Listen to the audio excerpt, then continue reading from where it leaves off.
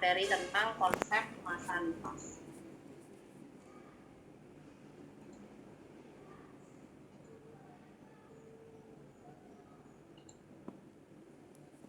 Nah, sampun kelihatan nggih? Sudah kelihatan nggih? Udah, Ibu.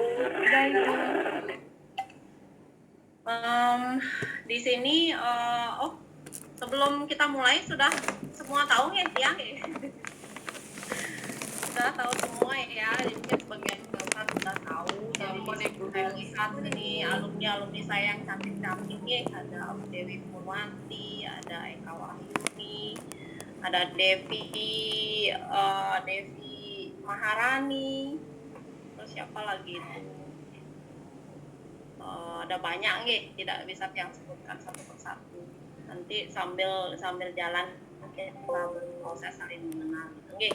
Sebelumnya saya sampaikan nama saya Kemang Dayani. Jadi saya kebetulan pengampu memang untuk penanggung jawab mata kuliah untuk aspek komunitas ini.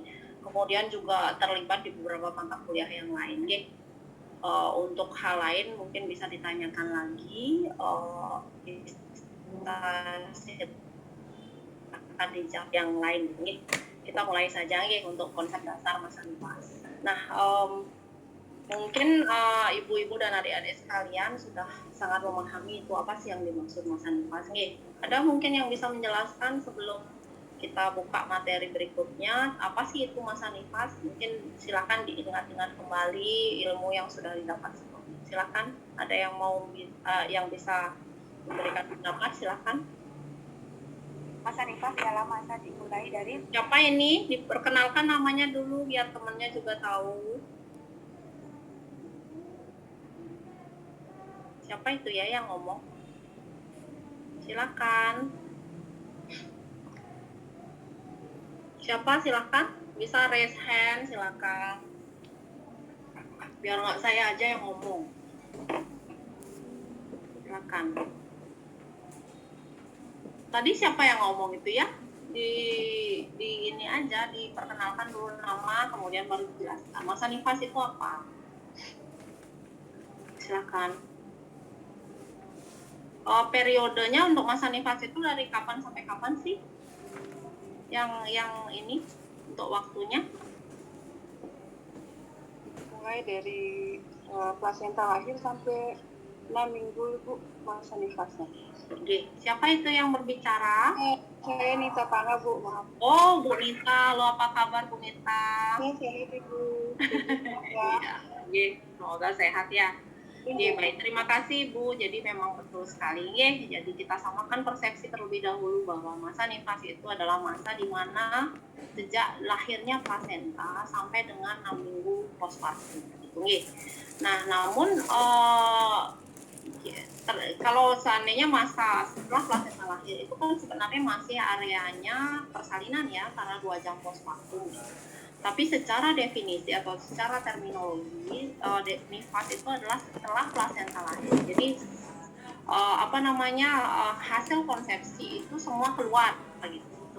Intinya ya kasarnya seperti itu, semua sudah dikeluarkan, berarti sudah tidak dalam kondisi hamil lagi, makanya disebut sebagai nifas.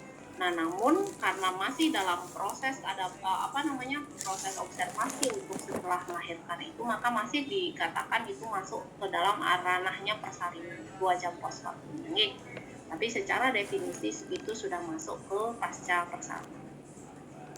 Nah, jadi kita akan belajar sekarang itu apa sih pengertian. Nah, tadi sudah dijelaskan oleh Bu Nita bahwa itu adalah masa di mana setelah lepasnya plasenta sampai 6 minggu postpartum. Nah, kemudian apa sih tujuannya? Tujuan masa nifas ya, tapi tujuan asuhan masa nifas. Kemudian apa peran dan tanggung jawab bidan dalam masa nifas?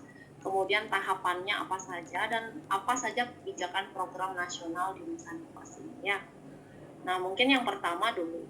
Nah, tadi sudah dijelaskan bahwa periode ini berlangsung 6 sampai 8 minggu.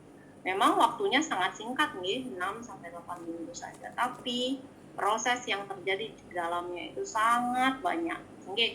Jadi melibatkan banyak hal yang awalnya terjadi perubahan adaptasi di masa kehamilan sekarang harus dikembalikan ke kondisi homeostasis ya. Jadi kondisi diseimbangkan, kondisi dalam kondisi tidak hamil. Nah, itu butuh waktu dan butuh proses gitu.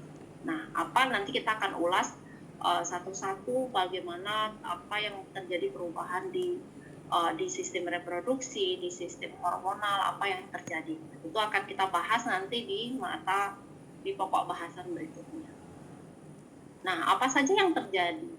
Nah, tentu organ-organ reproduksi itu akan kembali ke kondisi tidak hamil.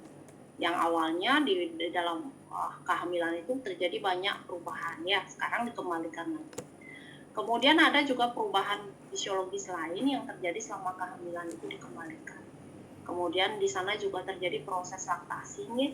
Meskipun proses laktasi ini seperti kita ketahui sudah terjadi sejak kehamilan, tapi dimatangkan pada saat masa nifas.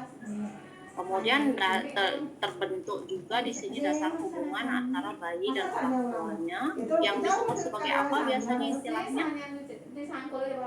Hubungan antara orang tua dan bonding attachment terbentuk juga di sini. Jadi itu mulai sebenarnya sudah bisa diajarkan ke ibu sejak hamil, namun secara fisikly jadi itu hubungan itu akan terjadi pada saat bayinya lahir dan itu bisa dihitung ya. Jadi ibu yang ingatkan kembali untuk bonding attachment itu ada bonding score yang harus dihitung ya. Kemudian ibu pulih dari ketegangan pada waktu kehamilan dan persalinan dan menerima tanggung jawab untuk merawat.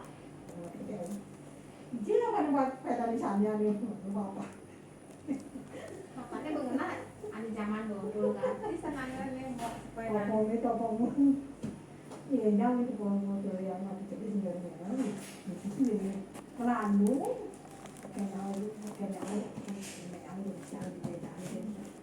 lalu lejo. Gimana kan kita bayi-bayi Kita putih oh, bayi-bayi itu bulan itu kan. Aku boleh liong. Aku nyari mundur foto-foto. yang di kursi Ada liong nih foto. kursi apa putih hanya kursi besi itu tetap kan yang mau